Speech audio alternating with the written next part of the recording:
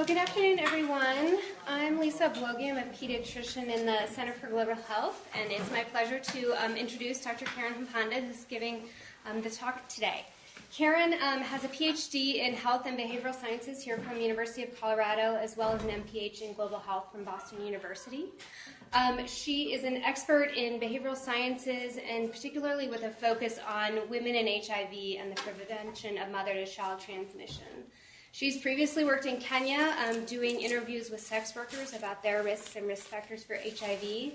She's also worked in Zambia doing interviews with women about barriers to uptake of PMTCT services, including interpartner violence and lack of decision-making in the home. She's a faculty lecturer in the School of Public Health, and most importantly, a new mom to a baby, JD. So she should give a great talk today, and we're looking forward to it. Thank you. Get my timer going here. So the title of this presentation is Promoting Prevention of Maternal-to-Child Transmission of HIV Using a Family-Centered Approach. So I'm going to talk a little bit about 3 studies that I've worked on that are all sort of related and kind of building on my research trajectory. And these are taking place in Zambia and Kenya. I'll go over just a little bit on kind of the health topic of maternal-to-child transmission and HIV and antiretroviral therapy, and then get into some of the nitty-gritty about the actual studies. And I'll try and leave time at the end for any questions. It's just a little bit about the disease burden of maternal-to-child transmission of HIV, which is often referred to as vertical HIV transmission. So I'm a public health person. We talk about incidence and prevalence. So the incidence of pediatric HIV is there's about 150,000 new infections every year. And then the prevalence is we have about 1.8 million children currently living with the virus, and that's 2015 estimates. And there's about 1.4 million HIV-positive women that give birth every year, and the vast majority reside in sub-Saharan Africa. So this is definitely an issue all over the world, but sub-Saharan Africa is really where the bulk is. And you can see we've made tremendous progress in the numbers of new children getting infected. In the year 2000, it was almost 500,000 annual infections compared to what we have now, about 150,000, and the 2020 target is less than 50,000. And the reason that infections have decreased so dramatically is because we have really effective interventions now to prevent mother-to-child transmission. This is referred to as PMTCT, or Prevention of Mother-to-Child Transmission. We'll often talk about this as a cascade of care. Often, the big thing is antiretroviral therapy for the mother, but it also includes these additional steps along the continuum of care. The first thing that is really important is HIV testing during antenatal care. And in the African settings that I've worked in, they have an opt-out testing policy. So every single pregnant woman who comes for antenatal care is tested for HIV, unless she explicitly says she doesn't want to be tested. So they have really high rates now of diagnosis, and they use rapid HIV testing, which is also great because women are given the results same day, and that reduces a barrier there. And then women who are positive need to be started on antiretroviral therapy immediately. And the other thing that's really important is a facility birth. Although they don't do cesarean sections in Africa like they do here generally, having birth at a facility is also an important intervention. And then during the postpartum period and beyond, in addition to the mother continuing to take her antiretroviral medication, they also recommend giving the infant prophylaxis for 4 to 6 weeks. And then this one is a bit counterintuitive, but the other really important thing for the health of infants is exclusive breastfeeding to 6 months. So they found that in sub-Saharan African settings, if infants are exclusively fed with formula, they may not get HIV, but they're exposed to a whole slew of other diseases that actually increases the risk of infant mortality. And then the other thing that's really important is that the women are exclusively breastfeeding, because if they're doing mixed feeding and giving formula or other things in addition to breast milk, they found that that actually increases the risk of HIV transmission, as opposed to if the infant is just exclusively receiving breast milk. So that's another big thing that we're advocating for. And then the infants are also supposed to be tested for HIV to make sure that they haven't contracted the virus. And this occurs at 6 weeks, 6 months, 12 months, 18 months, and then after the cessation of breastfeeding. And if those infants test positive, we really want to get them onto treatment as soon as possible. And now I'll talk a little bit more also, but for a long time, the interventions kind of stopped at this point, except now we've moved to a model where women actually need to continue in care regardless of their disease stage. So we talk about the postpartum period and beyond. And if all of these things happen, we can reduce the risk of transmission from about 40% normally to less than 5%, which is quite dramatic and really making great progress. Just a little bit about antiretroviral therapy. The goal of these drugs is to suppress HIV replication in HIV-positive patients and stop disease progression. And a new thing that the World Health Organization has recently started advocating for is this treat-all approach.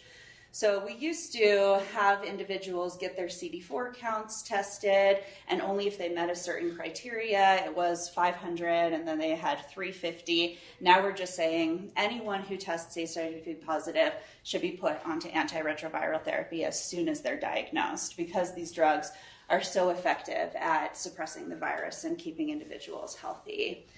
So the standard treatment generally is a combination of at least 3 drugs, and sometimes you'll see this referred to as HAART, or highly active antiretroviral therapy. And by using a combination of 3 drugs, this really reduces the likelihood of the virus developing resistance, is the rationale there. And the World Health Organization hopes that through some of this treat-all approach and using a combination antiretroviral therapy, we can stop HIV from being a public health threat by the year 2030. And one of the things that we have in place now are these 90-90-90 targets. You'll see this a lot in the World Health Organization and HIV literature.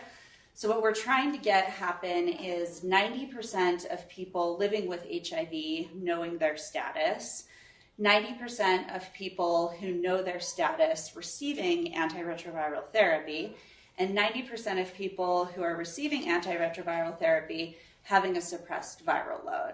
And this last one is the one that my work is particularly interested in, which goes, sort of focuses around adherence. So even if individuals are prescribed antiretroviral therapy, we really want to make sure that they're being adherent in order to successfully achieve viral suppression and optimal health outcomes. So one of the coolest things, I think, about treatment and the use of antiretroviral therapy is that not only is it very effective in treating the individual HIV patient, but it also acts as prevention for both sexual transmission to partners and also as prevention of mother-to-child transmission. So I know that when individuals are taking antiretroviral therapy and they have a suppressed viral load, it dramatically reduces the risk of HIV transmission. And now the World Health Organization has started advocating, this was, I think 2013 is when, 2010, option B plus? 2013 is when the World Health Organization, because they discovered that this treatment is so effective as prevention, started advocating for option B plus, which is this idea that we want all HIV positive, pregnant or postpartum women to start lifelong triple antiretroviral therapy. So like I mentioned before, oftentimes it was just around that time period of pregnancy. And now they've discovered that if we can get these women onto treatment and have them continue it for life, not only does it help protect subsequent pregnancies and children, it also prevents sexual transmission to uninfected partners and can make dramatic impacts in the global incidence of pediatric HIV. So they've been making really, really great progress progress in terms of getting antiretroviral therapy to HIV positive women. In most settings that I'm familiar with in Zambia and Kenya, pregnant and postpartum women have higher access than the general population. So globally in 2016, they estimated that about 76% of HIV positive women received these drugs to prevent mother-to-child transmission, which is pretty incredible. When I started working in this area about 10 years ago, the estimates for antiretroviral therapy access were like 5%, and it was really, really difficult for people. So especially in prevention of mother-to-child transmission, we've been making really incredible progress. And because of that, this graph shows you that as the coverage for PMTCT has increased, which is this red line here, the incidence of pediatric HIV has dramatically decreased. So the left axis is the number of new HIV infections in children, and the right axis displays the percent of pregnant women living with HIV who have access to the drugs. So you can see how that's a very reciprocal relationship there. So my research then specifically is looking at suboptimal adherence and attrition. Of course, access to these drugs is an issue and the clinical monitoring of patients, but what my research is really focused on is looking at getting women to be adherent and to stay engaged in care. And one of the reasons that this is so important is we know that when women have suboptimal adherence, it increases the risk of maternal HIV-related disease progression. And it's estimated that with the current highly active antiretroviral therapy drugs, patients need to take about 70 to 80% of their doses in order to have virologic suppression, which isn't actually that much. 95% is kind of the gold standard, but we know that if they're taking at least 70 to 80%, we're probably achieving virology suppression. And then the other problem with suboptimal adherence is that there's the development of potentially drug resistance in patients.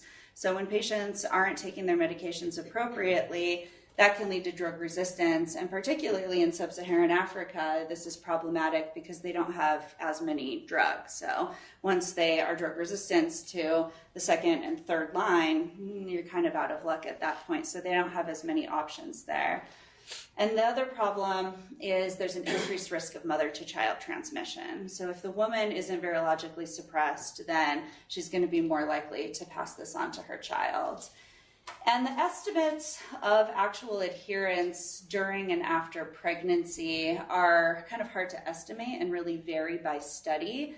But there was a study done in 2012 that was a meta-analysis, and their pooled estimates of adherence, and they were considering adherence to be 80% of doses taken. And this was from studies in the United States, Kenya, South Africa, and Zambia. They estimated that about 74% of pregnant women were adherent, but only 53% of postpartum women were adherent. So that leads into, this is some data from my dissertation research in Zambia, where we know that when women start treatment, as they progress along that cascade of care and as time goes by, they drop off at pretty alarming rates. So my research indicated that the vast majority of women were adherent during pregnancy and childbirth, and then a little bit less during postpartum, even more so to giving the infant antiretroviral prophylaxis. And then once we got to other steps in the PMTCT cascade of care, only about 60% were practicing exclusive breastfeeding, and only about 34% had followed the early infant diagnosis protocols for the pediatric HIV testing at 6 weeks and 6 months. So obviously health behavior is a very complex issue. This is kind of an adapted socio-ecological model that gives some insight into some of the known factors influencing women's health behaviors. And how many of you have seen this model before? Is this It's very popular in public health. But so at the top there, we kind of have the largest social environment, and then we go to the community context, peer and family influence, which is where my research is really focused, and then the individual. So starting, at this, does this highlight? No. So we have health beliefs and delivery, gender norms, things like that at the biggest level. The community context includes things like social networks and stigma. And then the peer and family influence includes things like partner involvement, communication, and HIV status disclosure, which is another area that I've been really interested in, social support. And then, of course, individual factors that include things like risk perception, self-efficacy, motivation, mental health, and physical health. And another big World Health Organization model that they're advocating for now is what they refer to as combination prevention.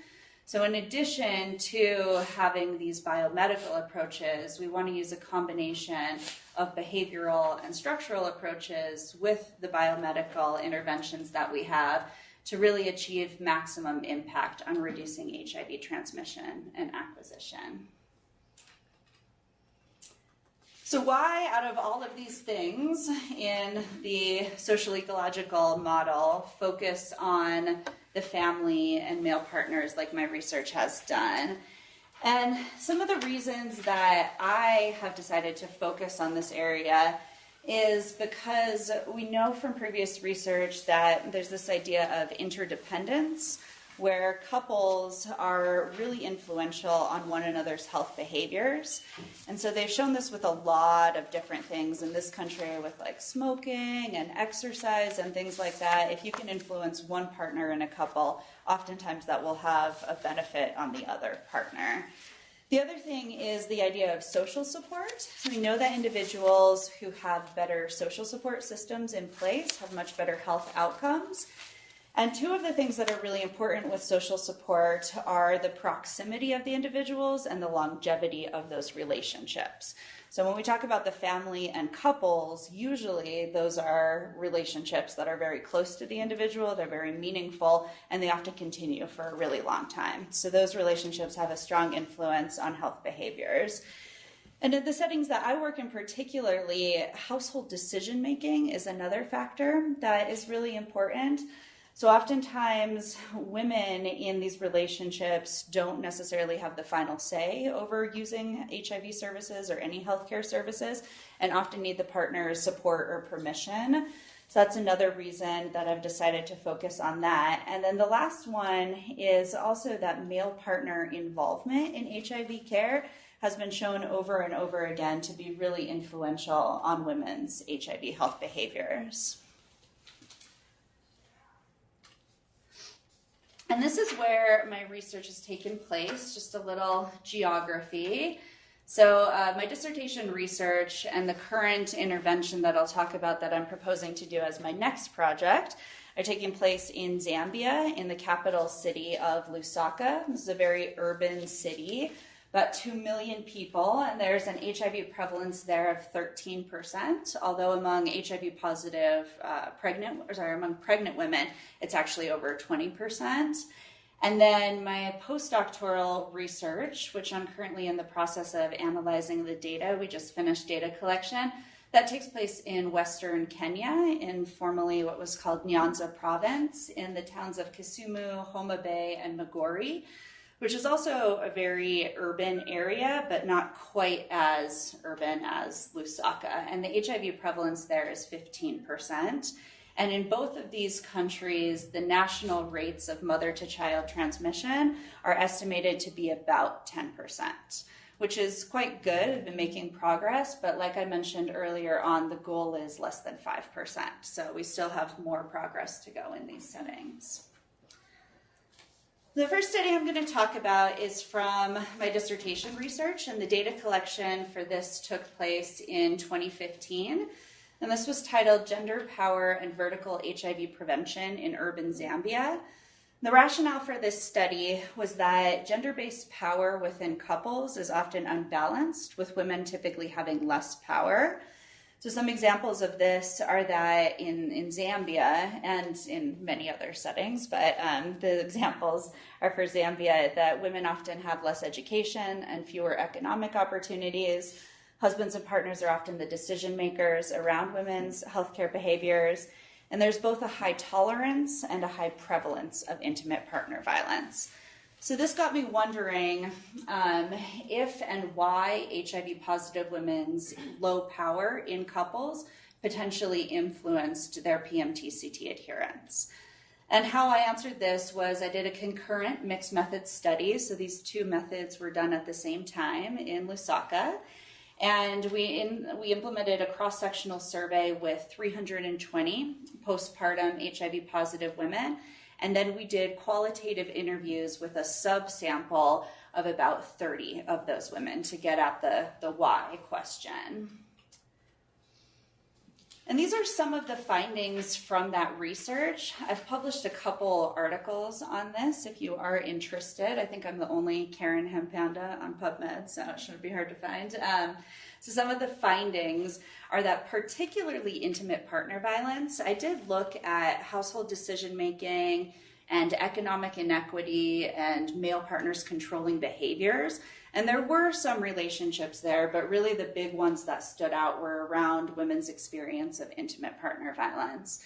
So I found that women who had experienced intimate partner violence had reduced odds of adherence really across the PMTCT cascade of care. So they were 75% less likely to be adherent to medication during pregnancy. And then particularly for the interventions with the infant, I found that experiencing intimate partner violence was really influential there. And this is just a quote from the qualitative portion to kind of give you an example of why this might be influencing women's behaviors.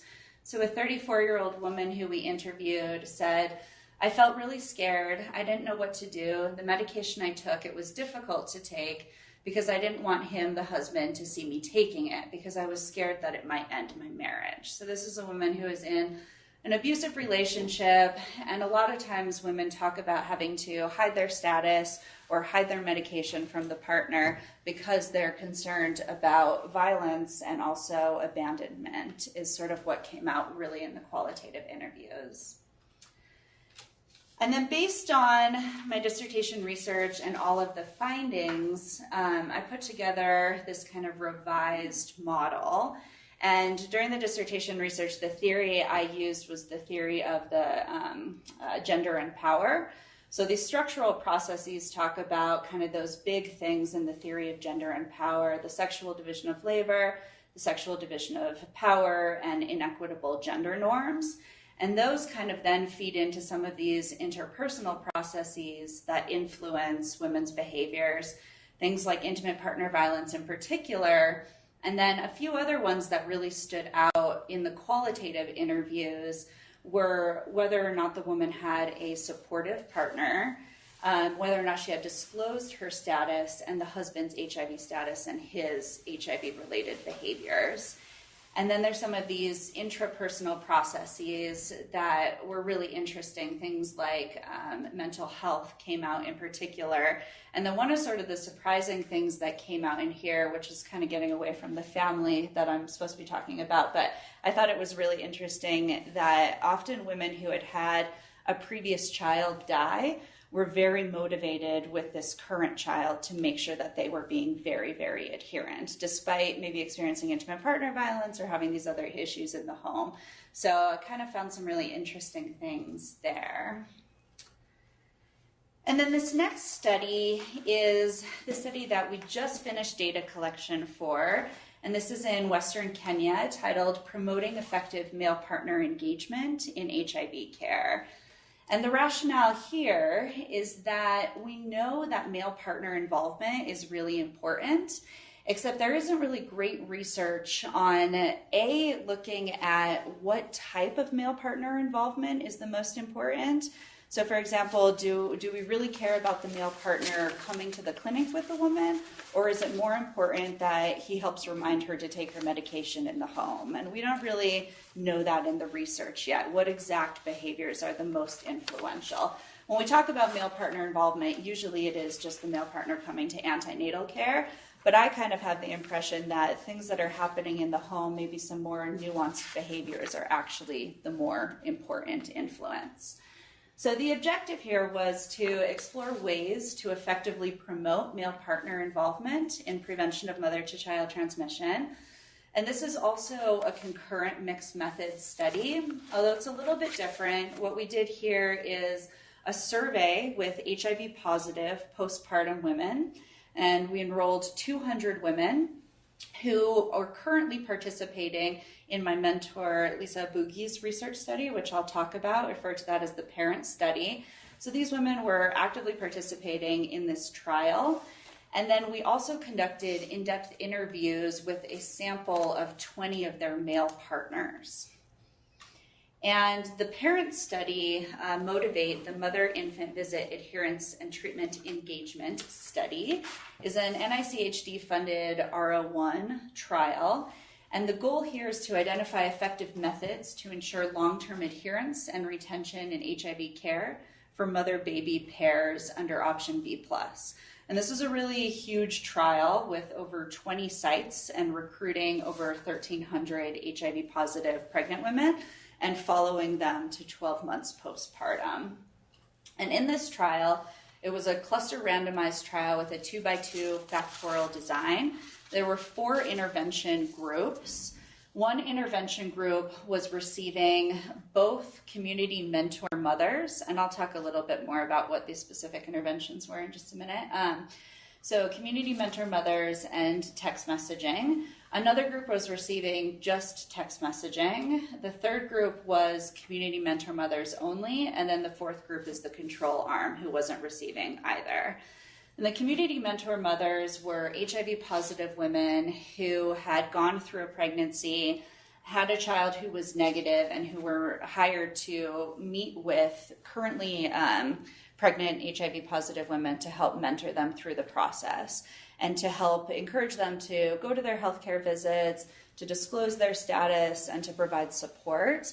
And then the text messages were text messages that women signed up for, and they got to pick the frequency of the text messages and the language that they wanted them in. And one of the things with the text messages is they weren't specifically around prevention of mother-to-child transmission. So they had to be a little bit careful with the project because if you share a phone, you wouldn't want a text message coming to your phone that says, hey, make sure to get your baby tested for HIV, make sure you're taking your antiretroviral therapy. So these text messages were sent to encourage women to come to the clinic and to follow up with them and keep contact, but really we're emphasizing maternal and child health. So make sure you come for your routine 2-month checkup and things like that. So what we did is we tried to get a sample in both of the survey that we did with HIV positive women, and we interviewed them at 12 months postpartum. The reason we did that was we wanted to avoid contamination of the parent study's results. So we interviewed women at 12 months postpartum, and we wanted to get a good diverse sample of women who had experienced all 4 of these different interventions, and same thing with the male partners. So we tried to get about 5 male partners from each of those different groups. And on the survey, some of the things that we were asking about were women's sociodemographics. We also asked about maternal depression, stigma, self-reported adherence and retention, and then of course the big ones were relationship dynamics, status disclosure, partner support, and then also a bit about women's intervention experiences. So this is an example of one of the survey questions, and this was done on tablets in the RedCap app. So I asked women, in the past year, how often has your main romantic partner come with you to healthcare visits? And women would report on this Likert scale. He comes with me all of the time, most of the time, more often than not, occasionally, rarely, or never.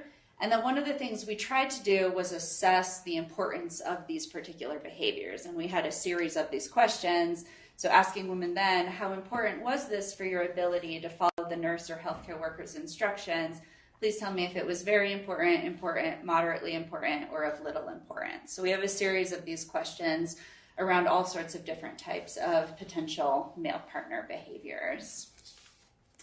And then the in-depth interviews we did with women's male partners included themes asking about male involvement in antenatal care, postpartum care, and prevention of mother-to-child transmission. They asked about men's perceptions of their involvement during this time period, community norms, some of the barriers that could potentially lead to their non-involvement in care, experiences, their personal experiences with PMTCT. And then we asked about status disclosure and how that might influence their engagement in HIV care. So we asked about whether or not men could think of any barriers to status disclosure within the couple.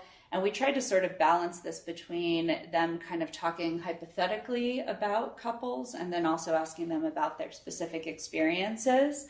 They asked them about their personal experiences with disclosure to the female partner and their perceptions of couples' HIV testing. We asked about positive and negative forms of support in the couple. So we asked men about their support for the partner and also if they receive support from the female partner and the role that they think that might have on people living with HIV.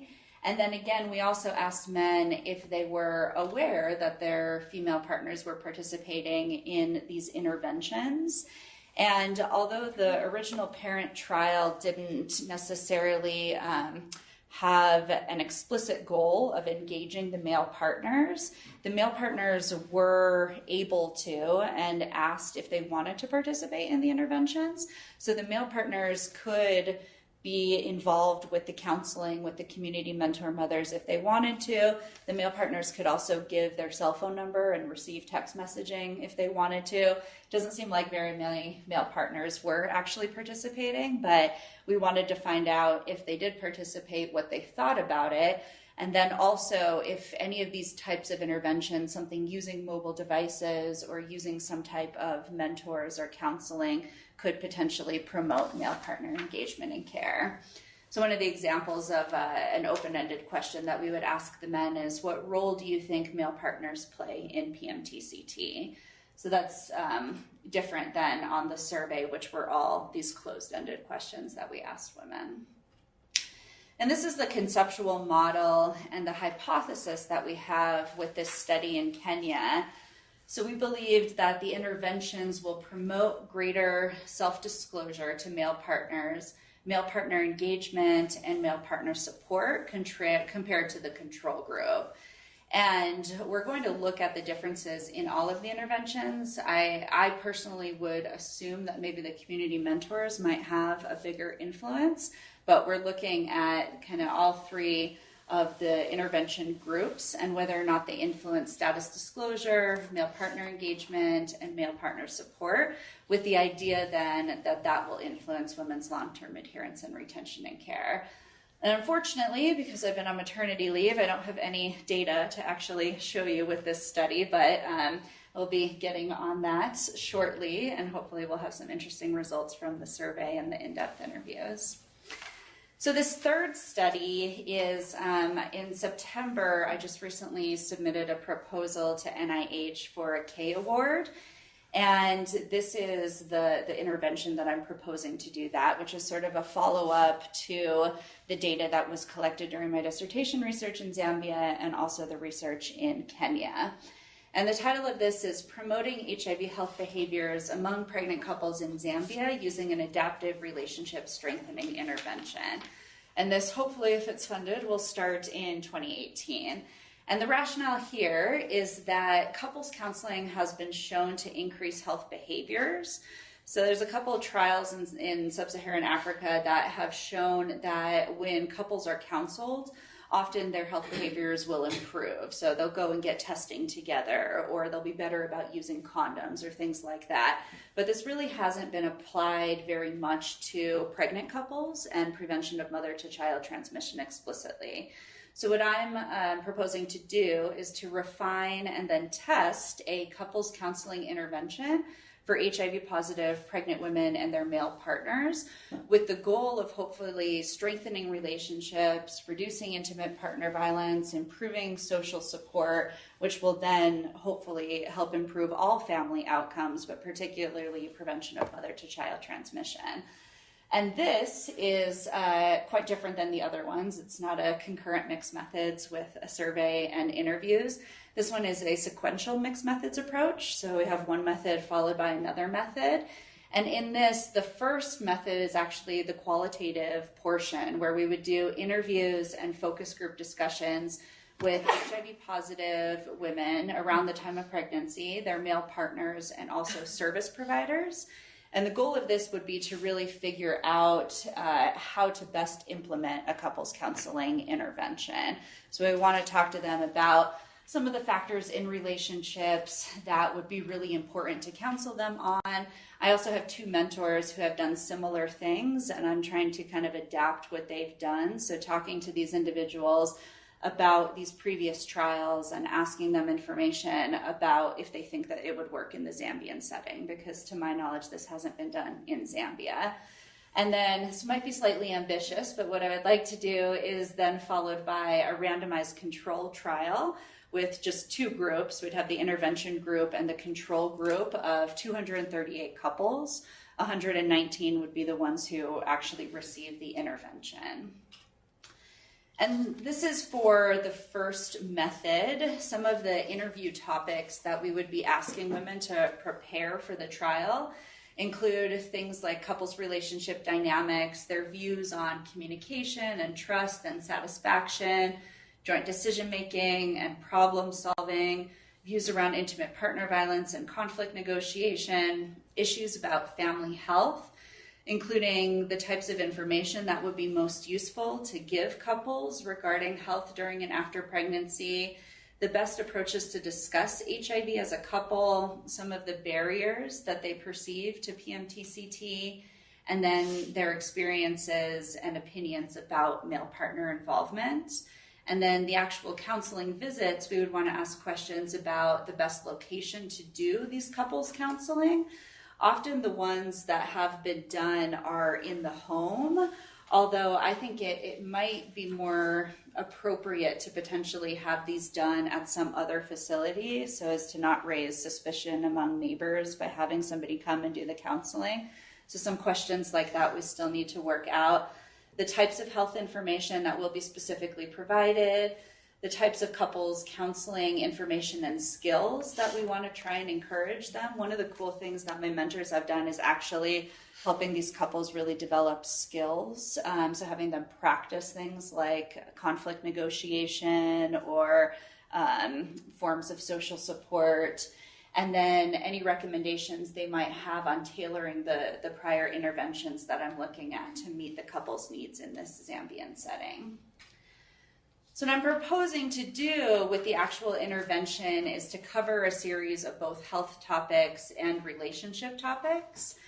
And this is based on two theories, the theories of social support and the couple's interdependence model of communal coping.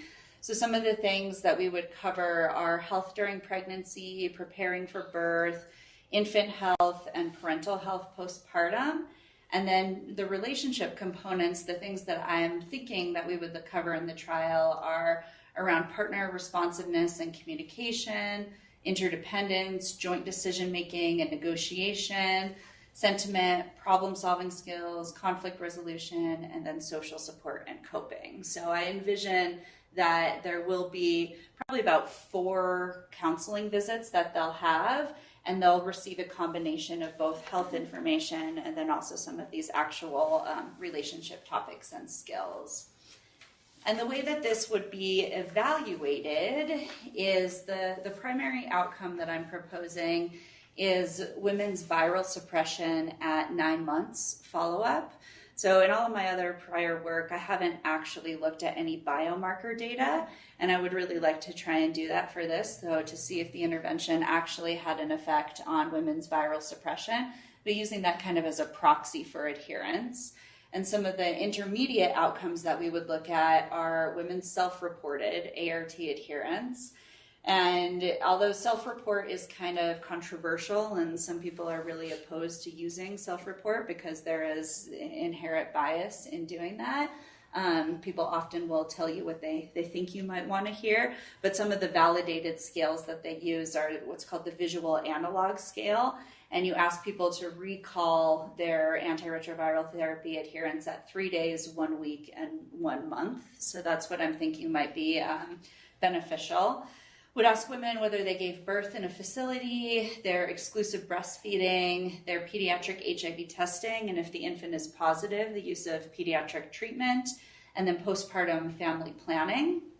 And then I would also really like to tease out if the intervention has an effect on some of these intrapersonal and interpersonal mechanisms.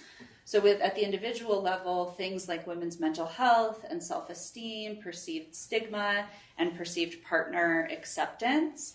And then at the interpersonal level, some things like intimate partner violence, particularly emotional violence in my dissertation research, which is, I think, a little maybe surprising. People would often think physical violence is the biggest issue, but in a lot of my research, emotional violence actually came out as being highly problematic. So looking at if we can help couples to maybe reduce emotional violence, the levels of intimacy and trust, communication skills, problem solving, joint decision making, conflict resolution, levels of relationship satisfaction, social support, and communal coping are all indicators that I'd like to try and capture and evaluate. And this is what my proposed conceptual model for this project looks like. So we'd have an adaptive couples counseling intervention, and that adaptive piece is also kind of an innovative thing that I'm trying to do with this intervention, where not all couples would receive the same exact counseling modules. So couples, for instance, who experience intimate partner violence, we might want to emphasize more on conflict negotiation there. And maybe in couples where the husband doesn't know his HIV status, really promote HIV testing for both partners and things like that. So we would adapt the couples counseling based on some of the baseline tailoring variables. And that would lead to, hopefully, changes in relationship dynamics. And some of the things that are, I think, particularly important are improving supportive interactions and perceived social support, transformation of motivation in the couple, and what they call communal coping, which is kind of like dealing with the virus within the couple, and then improved PMTCT service utilization and women's then viral suppression and improved well-being of women and families. And this would be, although 238 couples is a relatively big study, I would hopefully be able to get enough data to then even expand it to a larger trial where we could include more outcomes, including a lot of things with the male partner. So how is this affecting his health as well? Because at this point, it's really still focused on PMTCT. And then in conclusion, based on these 3 studies, the global PMTCT, prevention of mother-to-child transmission progress, is making great progress, but sustained and accelerated progress is really going to be dependent on finding ways to promote pregnant and postpartum women's ART adherence and sustained retention and care. And this will be really important in terms of keeping mothers alive so that they can care for their families, preventing pediatric HIV. One of the things that I didn't mention earlier around pediatric HIV is that HIV progresses more rapidly in children than it does in adults. So the fatality in children, particularly who are infected, is really high. And then also improving the quality of life and just reducing the disease burden in families affected by HIV.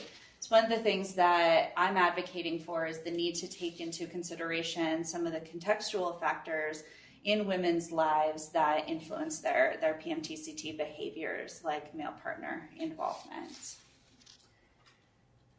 And then acknowledgements. I've had a lot of support and wonderful people help me with a lot of these different projects. So particularly my main mentors, Dr. Lisa Vugi and Dr. Sheena Bull.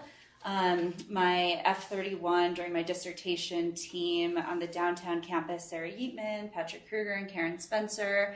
And then I had a lot of great help preparing for my Carry 99 proposal by his following individuals at various institutions. I also have a great team in Kenya who was really wonderful in helping with the data collection there. And then recognizing the funding sources. So I've received funding from the Colorado HIV Research Training Program, National Institute of Mental Health, National Institute of Allergy and Infectious Disease, National Institute of Child Health and Development, and also the Center for Global Health. So I don't know if any of you are doing any international research and you're currently students, but the Center for International Health does offer some scholarships for international projects, and that's really helpful as a student to get that funding. And then, of course, none of this would be possible without the help of amazing local research teams and the participants who were willing to take part in this research. Thank you very much. Happy to answer any questions. Yeah. I have a couple of them. Early on, you said that if the mother is mixed feeding, it tremendously reduces. Do you have any idea what that is? Are we talking about changing the quality of milk because she's not 100% nursing? So I am not a clinician. I'll just give you that disclaimer. But my understanding is that the mixed feeding disrupts the microbiome of the infant, which then causes increased risk of HIV transmission. So I don't think it has to do as much with the milk and the level of viral load in the milk, but with the susceptibility of the virus penetrating into the infant because they're getting breast milk and formula, formula and breast milk. Because 80% of breast milk is biomes being transferred. Okay. To the gut. Interesting. So yeah. I wonder if it's not that. Maybe. Yeah, and I think, I feel like I went to a lecture recently that was looking at a lot of these factors. Right. A couple of other questions. I spent some time in rural South Africa when ARVs were just rolling out. And one of the biggest barriers was the actual recording. They were HIV tested, but it wasn't recorded and it wasn't in the charts. Right. So when they came in labor, we had no idea what their status was. Is that improved? That whole I think that record keeping is generally still highly problematic in a lot of settings. The Motivate trial has excellent record keeping and following participants, and the data is electronically kept and everything.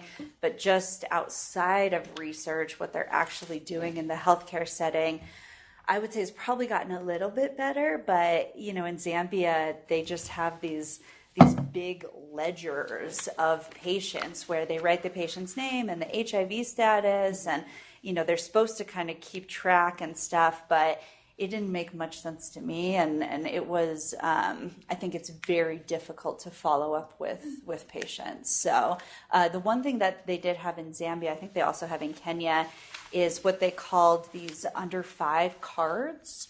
So in Zambia, every pregnant woman is given this card, and it's supposed to have all of the information regarding maternal and child health, including the woman's HIV status.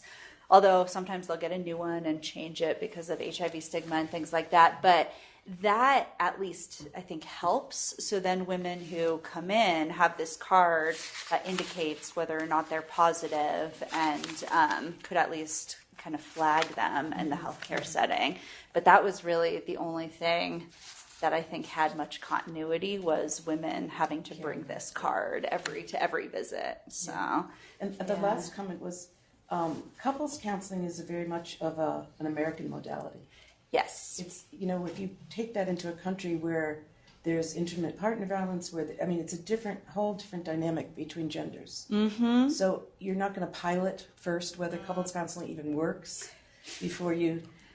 Yeah, so the 2 models that I'm basing this idea on were both trials that were done in sub-Saharan Africa. Mm-hmm. So the one in Kenya and one in South Africa. Janet Turan and Lene Darby's have done this couples counseling approach in those 2 settings. And so the goal with the qualitative research is to really explore if and how we can change those to work in the Zambian setting. And I do completely agree that the way that we advertise it, especially with the men, I think is going to be very challenging. And I don't think we'll call it like couples counseling at all. I think it's going to be more around family health promotion and, like educational sessions and things like that, as opposed to, like psychological counseling where you're meeting with somebody to change your perceptions and behaviors and things like that. But I think that's one of the things we'll have to really tease out in that first phase is how do we frame it and what are people going to be most interested in?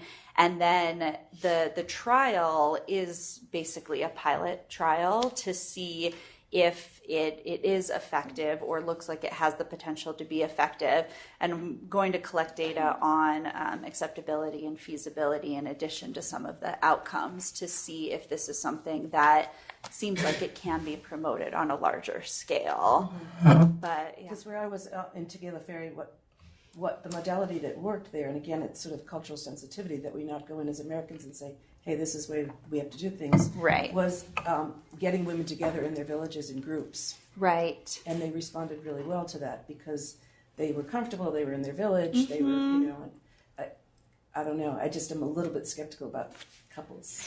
Yeah. Getting men involved in that way, although it's ideal. Right. And male involvement is challenging. And you're right, there are very different gender norms. Yes. And so, you have to be careful when I think you do anything with mixed genders to make sure people are comfortable. And that was one of the ideas I actually played with. And one of the things we ask about in the Kenya work is whether or not men and women would be more comfortable doing things with their partner or doing things in groups of gender segregation and things like that. My kind of interpretation is that the home is just where women spend so much of their time and the male partner is so influential that if we can get them to work together to address HIV and these health issues, there's so much potential there. And I think in particularly Lusaka, it's very urban, and a lot of kind of those gender norms are slowly changing, where women might be more comfortable than going into like a rural village. So again, that's a consideration is, say I find efficacy in the Lusaka trial, can that be applied to rural areas? So that will be another follow-up question. Yeah, they're excellent questions. Thank you. And then Kind of tagging on to that, could you describe, these are urban settings, could you describe where the recruitment, are these public clinics, are you getting broad SES representation, and how might that influence your expectations? So in the this proposed intervention, we would be recruiting from the district health hospital.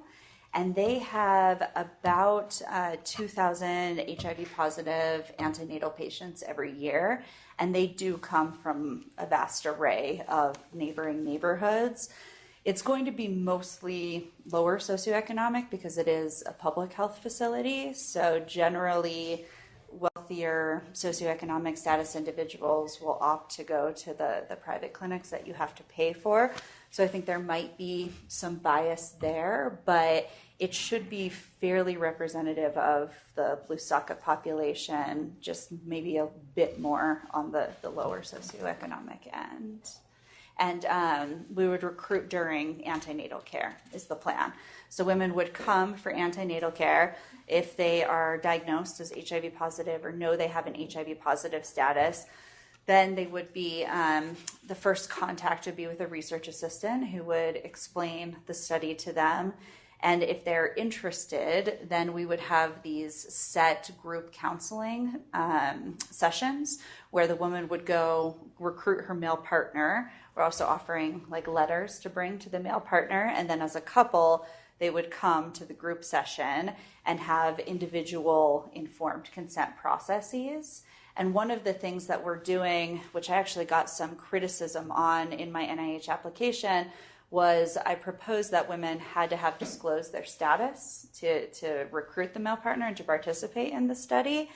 And I'm kind of going back and forth whether or not we'll have to have that as an eligibility criteria, but that's the idea there. So they'd come to the group session, and that's when they get exposed to the group session, they get randomized into either the control or the intervention, and then the intervention would receive the subsequent counseling visits. Yeah. It's great. Thank you for the talk, and hopefully you have good luck for the funding seeking. Yeah.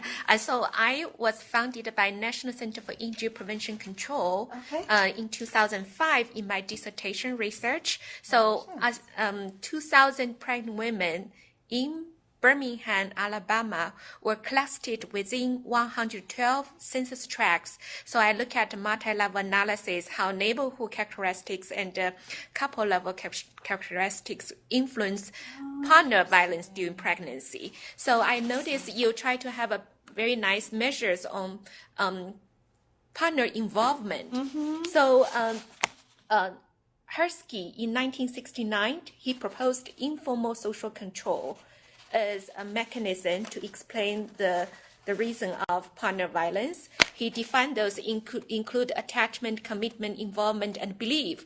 So you have nice measures of involvement. You have all kinds of different data sources. Have you used partner violence as a dependent variable in your papers? So very, very interesting question. I have not. All of the research that I published on from my dissertation, intimate partner violence, was always in the independent variable. I did recently just publish in AIDS and Behavior with HIV status disclosure being the dependent, but then again, it was still looking at independent intimate partner violence.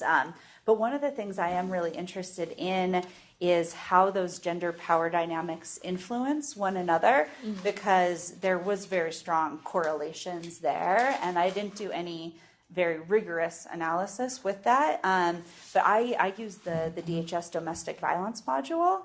And so one of the things I would like to actually do is look at how some of those measures influence things, particularly things like economic inequity. Does women making less money or more money influence the potential to experience intimate partner violence? Right. Yeah, you have a good data source to look at. Yeah. So I can send you a link, which I presented, they videotaped in Pepper to Carol Ranyan's group. Oh, wonderful. Another good question is, it's nice you mentioned Benjamin Chi in your K99. So when I was a student at UAB, so pediatric OBGYN department worked very nicely to build that platform. That's great. Launched a lot of NIH grants. So their work and your work, through CU, did there any overlapping or any difference, a huge difference? So I can have a good idea and update. That's great. We'll have to stay in touch.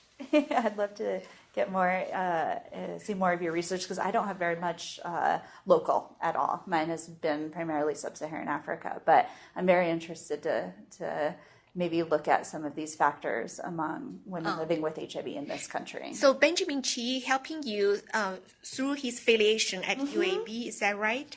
He's at UNC now. UNC, there's a small group of people moved to UNC. Yeah. So I wonder if when you work with people all in Lusaka, Zambia, did you run into people from other universities like UNC and UAB? I'm sure. Doing my dissertation research, I was pretty independent. I was working at just one of the local public health clinics. And then with the university teaching hospital there and with local mentors. But most recently, I reached out to Benjamin, and he is starting a randomized controlled trial in Lusaka that I will hopefully be able to have some involvement in. And he is mentoring a lot of this project and going to help me with the on-the-ground local logistics. So I'm really excited for that collaboration. But I made outreach to him, and he was excited to help with the Zambia connection. So thank you so much. Thank you. Good luck. Any other questions I can answer? Yeah. I noticed for your second study, the slide where you showed an example question of a survey question, that the majority of the answers were either didn't know or refused to answer. was that reflective of the whole survey, or was that isolated just to that question? Yeah, no. So in order to minimize questions being left blank, we include that on every single question. Okay, so if women don't know or they refuse to answer, we have that option on almost every single survey question, just so then when I go to do the data analysis, we don't have questions that are left blank because the participant didn't know or they refused to answer. Hopefully anticipating there's not going to be too many of those responses, but just in order to make sure we're collecting as thorough data as possible, we want to have those options. Mm-hmm. So, and they weren't even reading those to the participant. So when this was a verbally administered survey, so they would ask women, all the time, most of the time, more often than not, occasionally, rarely, never. And if the woman was like, I don't know, or I'm not comfortable answering this question, then they would tick those off in the survey. But those weren't. There's not 98. That's codes, right? Yeah. Yes. Oh, yes. Yeah. Oh, okay. I'm sorry. I'm so sorry. that's yeah. So those are okay. the coding schemes for those responses. Okay. That's not descriptive data. Okay. Yeah. No. We didn't have 99 refused to answer. Wow. That would be a disappointing survey. Yeah. Thank you. Any other questions? All right, well, thank you so much.